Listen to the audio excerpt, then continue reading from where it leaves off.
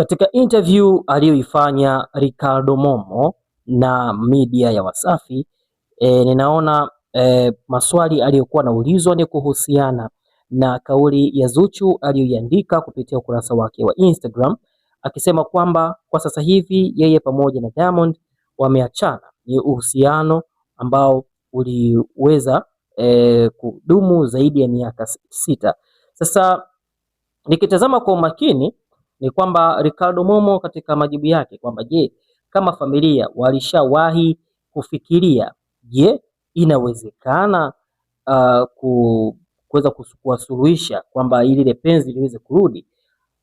Kwa mujibu wa Ricardo Momo mwenyewe ameweza kutoa maoni yake kwamba huwa hawaingilii mtu yoyote, kwamba inabidi usikilize pande zote mbili, inabidi usikilize upande wa kulia na upande wa kushoto, afu then unachuja maneno kwamba labda inawezekana mtu huyu anaongea labda au alifanya maamuzi kutoka labda na hasira, labda na huyu ameongea hiki. Kwa hiyo anasema kwamba wao kama familia ya Diamond huwa hawaingilii chochote, na anasema kabisa kwamba anaheshimu sana mahusiano ya mtu, kwa sababu watu ambao wanalala bila nguo kuwaingilia ni mtihani mzito sana, kwa sababu tunaona yeye mwenyewe anasema kwamba yeye ni msikilizaji tu, na yeye kama ni kaka wa Diamond Platnumz manake hataki kuingilia chochote, ila anakuwa tu kama msikilizaji tu. Na pia anasema kama familia huwa wana utani.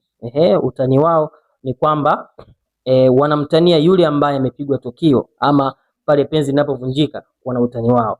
Kwa hiyo maana kama Diamond ambapo amepigwa sasa hivi tukio, wanaanza kumtania kwamba oho, tayari uko maji ishafika shingoni. Lakini wakati wa hiyo interview, wakati inaendelea, ninaona facial expression ya Alia, yani muonekano wa uso wa Alia ulikuwa ni wa furaha sana, kwa sababu inaonekana kabisa kwamba Zuchu hana kinga yoyote, labda familia iweze kumtetea kwa Diamond ili waweze kuyaweka sawa.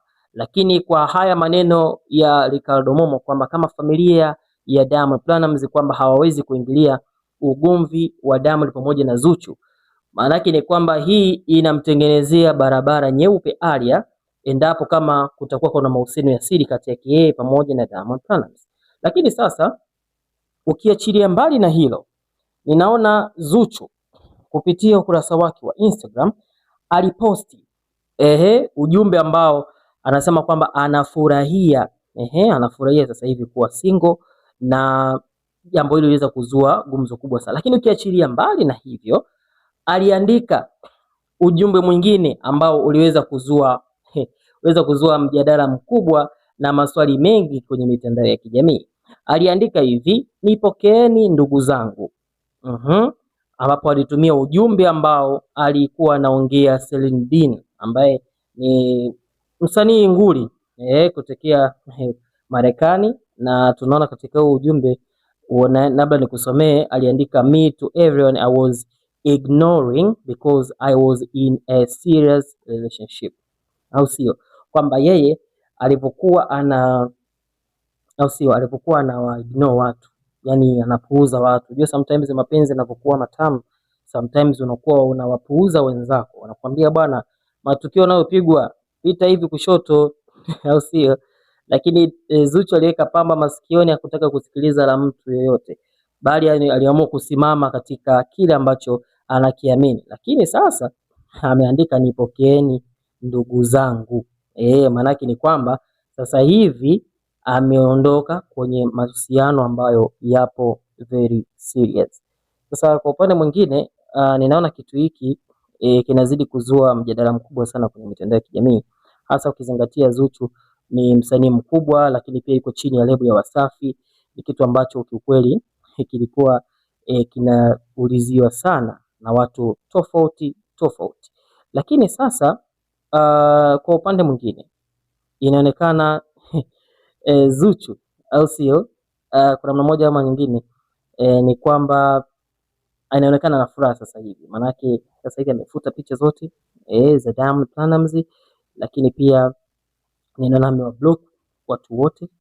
Lakini pia licha ya hivyo, Zuchu amefuta utambulisho wa Wasafi kama lebo, au sio? Yani kama lebo, maanake ni kwamba ukienda kwenye upande wa peji ya Zuchu, Maana yake ni kwamba inaonyesha kama ameshaanza process za kujiondoa kwenye lebo ya Wasafi, ambapo pale tulikuwa tunaona bio pale, musician from East Africa Tanzania, CEO founder for ana kampuni yake hiyo, afu kuna hii Zuchu Imbeju Masterclass, afu kuna vitu kama hivyo. Kwa hiyo tunaona kwa sasa hivi inaonyesha kabisa kwamba hana masiara na mtu yoyote, na hata ukipita katika ukurasa wake wa Instagram hamna picha ama au jina la Diamond Platnumz katika hilo jambo. Lakini pia nimeona kwa upande wa team Zuchu, sio yani team Zuchu bwana na timu yake, na tunaona kabisa kwamba timu yake inaonekana kufurahishwa na haya yanayoendelea, kwa sababu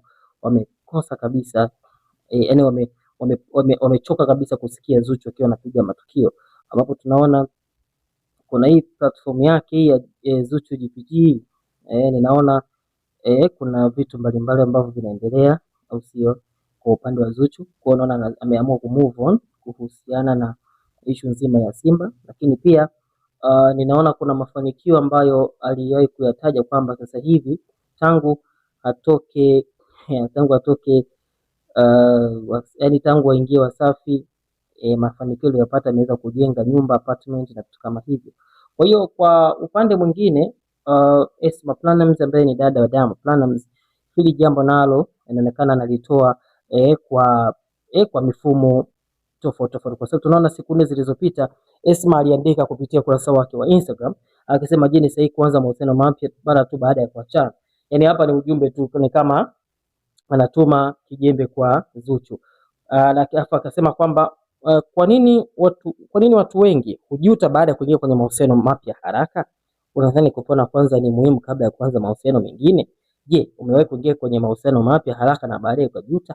Hayo ni maswali ambayo alikuwa anauliza Esma Platnumz. Maana yake ni kwamba Zuchu sasa hivi anaweza kutumia hasira, lakini mwisho siku akaja kujuta. Kwa nini ameingia katika mahusiano ambayo yanaweza kuleta shida? Sasa kuna shabiki mmoja akaandika kabisa, unataka kuponywa na mtu mwingine, na hii huwa mbaya mno sana. Kuponya kwa mtu mwingine usababishie maumivu zaidi ya yale. Maanake sasa Zuchu endapo kama ameachana na Diamond alafu akaenda kuanzisha mahusiano mengine, maanake ni kwamba anaweza kukutana na pigo ambalo linaweza likawa ni mara mbili ya yale ambayo tunaambiwa kwamba Zuchu amekutana nayo kwa Simba. Kwa hiyo wewe una maoni gani kuhusiana na haya majibu ya wanafamilia kwamba wenyewe hawezi kuingilia chochote, na kama kuhusiana na wao kuachana basi waache waachane, lakini kwa upande wao wameamua tu kusimamia haki na pia kusikiliza upande mmoja na upande mwingine, lakini hawawezi kuingilia chochote, wenyewe ndio watakao